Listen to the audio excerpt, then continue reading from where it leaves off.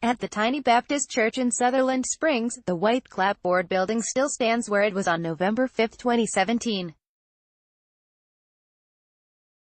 But since the day a gunman went into his mother-in-law's church and killed 26 members, including an unborn baby, the building has stood as a memorial. Inside the sanctuary, bullet holes have been patched and the walls and floors are painted bright white. Chairs mark the spots where each person was killed. Red roses propped against each chair. There are 26, 9 chairs for members of one family.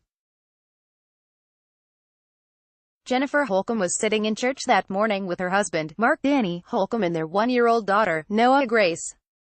Holcomb survived when the gunman came in. Her husband and their only child did not.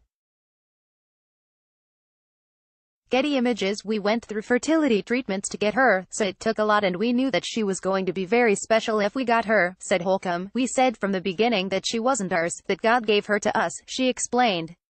We only had her as long as He gave her to us, just not knowing it would be that short of a time. Holcomb still lives in the home she made with her husband and daughter. Noah Grace's toys still sit on a living room shelf. Holcomb keeps them around for the nieces and nephews who come over.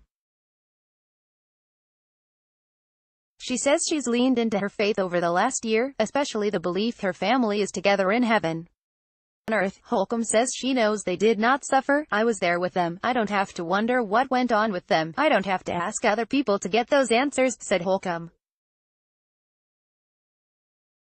I think that might make a difference. I remember her telling me they're together, said Holcomb's sister-in-law Sarah Slavin. She was so strong when she said it. Slavin was running late to church the day her brother Danny was killed, along with a sister-in-law, 4 more nieces and nephews and her parents, Brian and Carla Holcomb. Brian Holcomb was a deacon in the church, was scheduled to preach that day.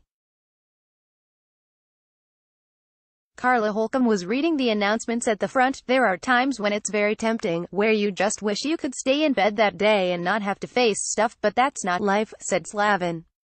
That's not living, and I chose life. That choice was harder for Slavin's brother, Scott Holcomb. I was using drugs and drinking a lot and being reckless, said Holcomb.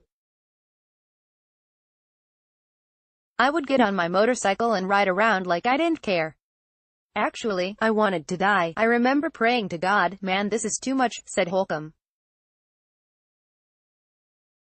Before long, I ended up in jail and I ended up getting sent to rehab. Ed Ray, Getty Image. Shay is sober now and taking his grief and his recovery day by day. With Scott, I think about how proud my mom would be, said Slavin.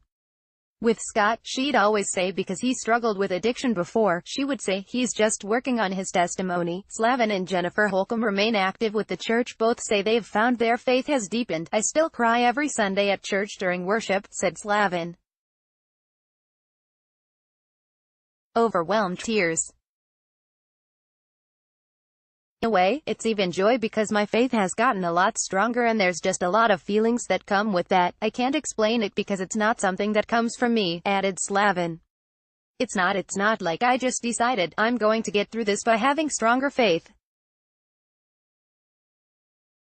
It's just how it happened, the way God revealed Himself to me. I'm okay, and as long as I'm leaning on God, I'm going to get through this, said Jennifer Holcomb. I had to just completely let Him be my strength. I didn't have it in me to do it.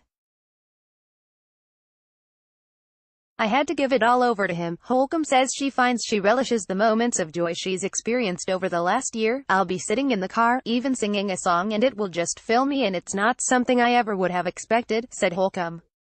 I think it's because I had to just lean completely on God through all this. Holcomb says she doesn't carry any anger over the shooting. Slavin agrees the family is looking for the good that can come from their story. I just have this trust that good will come from it, said Slavin.